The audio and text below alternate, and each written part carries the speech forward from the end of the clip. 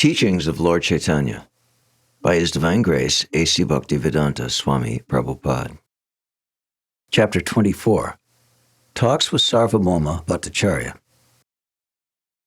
When Lord Caitanya met Sārvabhauma Bhaṭṭācārya at Jagannath Puri, Bhaṭṭācārya, being the greatest logician of the day, also wanted to teach the Lord Vedanta. Since Bhaṭṭācārya was an elderly man, the age of Lord Caitanya's father, he took compassion on the young sannyasi and requested him to learn Vedanta Sutra from him.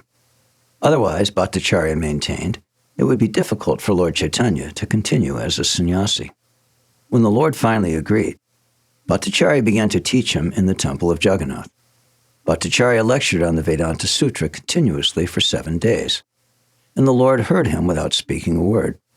On the 8th day, Bhaṭṭācārya said, "You have been hearing Vedanta Sutra from me for the past week, but you have not asked any questions, nor have you indicated that I am explaining it nicely. Therefore, I cannot tell whether you are understanding me or not." "I am a fool," the Lord replied. "I have no capacity to study Vedanta Sutra. But since you asked me to hear you, I am trying to listen. I am simply listening to you because you said that it is the duty of every sannyasi to hear Vedanta Sutra. But as far as the meaning you are conveying is concerned, I cannot understand that." Thus the Lord indicated that in the Mayavadi Sampradaya, there are many so-called sannyasis who, even though illiterate and unintelligent, hear Vedanta Sutra from their spiritual master just as a matter of formality. Although they listen, they do not understand anything. As far as Lord Caitanya was concerned, he said that he did not understand the explanation of Bhaṭṭācārya, not because it was too difficult for his understanding, but because he did not approve of the Mayavadi interpretation. When the Lord said that he was an uneducated fool and could not follow the expositions, Bhaṭṭācārya replied, "If you do not follow what I am saying, why don't you inquire? Why do you simply sit silently? It appears that you do have something to say about my explanations." "My dear sir," the Lord replied, "as far as the Vedanta Sutra or the codes of Vedanta are concerned, I can understand the meaning quite well. However, I cannot understand your explanations. There is nothing really difficult about the meaning of the original Vedanta Sutra, but the way you explain Vedanta Sutra appears to obscure the real meaning. You do not elucidate the direct meaning, but imagine something and consequently obscure the true meaning. I think that you have a particular doctrine which you are trying to expound through the codes of Vedanta Sutra. According to Muktika Upanishad, there are 108 Upanishads.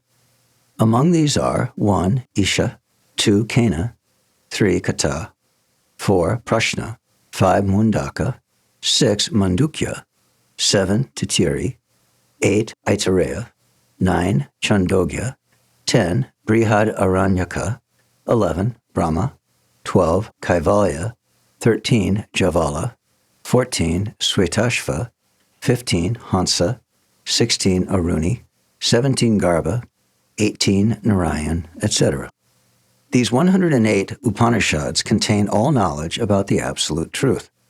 Sometimes people inquire about the meaning of these 108 prayer beads, but because we think there are 108 Upanishads which contain full knowledge of the absolute truth, therefore 108 beads are accepted. Sometimes, on the other hand, the Vaishnava transcendentalists think that the 108 beads represent the 108 companions of Lord Krishna in his rasa dance, and therefore 108 beads are accepted. Lord Caitanya protested against misinterpretations of the Upanishads, and he rejected any explanation which did not give the direct meaning of the Upanishads. The direct interpretation is called abhida vritti, whereas the indirect interpretation is called lakshana vritti. The indirect interpretation serves no purpose. There are 4 kinds of understanding called 1.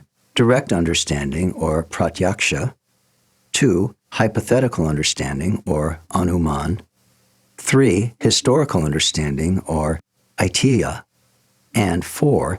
Understanding through sound, or shabda. Of these 4, understanding from the Vedic scriptures, which are the sound representations of the absolute truth, is the best method. The traditional Vedic students accept understanding through sound to be the best. The stool and bone of any living entity are considered to be impure according to Vedic literatures, yet the Vedic literatures assert that cow dung and conch shells are pure. Apparently, these statements are contradictory, but because cow dung and conch shells are considered pure by the Vedas, they are accepted as pure by the followers of the Vedas. If we want to understand the statements by indirect interpretation, then we have to challenge the Vedic statements. In other words, Vedic statements cannot be accepted by our imperfect interpretations. They must be accepted as they are. If they are not accepted in this way, there is no authority in the Vedic statements. According to Lord Caitanya, those who try to give personal interpretations to the Vedic statements are not at all intelligent. They mislead their followers by inventing their own interpretations. In India, there is a class of men known as Arya Samaj, who say that they accept the original Vedas only and reject all other Vedic literatures. The motive of these people, however, is to give their own interpretation. According to Lord Caitanya, such interpretations are not to be accepted. They are simply not Vedic. Lord Caitanya said that the Vedic statements of the Upanishads are like sunlight. Everything is clear and very distinct when it is seen in the sunlight. The statements of the Vedas are similarly clear and distinct. The Mayavadi philosophers simply cover the sunlight with a cloud of misinterpretation. Lord Caitanya then said that all the Vedic statements of the Upanishads aim at the ultimate truth known as Brahman. The word Brahman means the greatest, and when we speak of the greatest, we immediately refer to the Supreme Personality of Godhead, the source of all emanations. Unless the greatest possesses 6 opulences in full, he cannot be called the greatest. The greatest, who is full in 6 opulences, is the Supreme Personality of Godhead. In other words, the Supreme Brahman is the Supreme Personality of Godhead as well. In Bhagavad Gita, Krishna is accepted by Arjuna as the Supreme Brahman, Param Brahma. The conceptions of the impersonal Brahman and the localized Supersoul are contained within the understanding of the Supreme Personality of Godhead. Whenever we speak of the Supreme Personality of Godhead, we add the word Shri, indicating that he is full with 6 opulences. In other words, he is eternally a person. If he were not a person, the 6 opulences could not be present in fullness. If we say that the Supreme Absolute Truth is impersonal, we mean that his personality is not material. Thus, in order to distinguish his transcendental body from ordinary material bodies, some philosophers have explained him as being impersonal from the material point of view. In other words, material personality is denied and spiritual personality is established. In the Svetashvatara Upanishad, it is clearly explained that the Absolute Truth has no material legs and hands.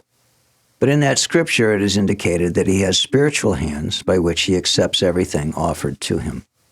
Similarly, he has no material eyes, but he does have spiritual eyes by which he can see everything and anything. Although he has no material ears, he can hear everything and anything. Having perfect senses, he knows past, future, and present. Indeed, he knows everything, but no one can understand him, for by material senses he cannot be understood. Being the origin of all emanations, he is the Supreme, the greatest, the Personality of Godhead. There are many similar Vedic hymns which definitely establish that the Supreme Absolute Truth is a person who is not of this material world.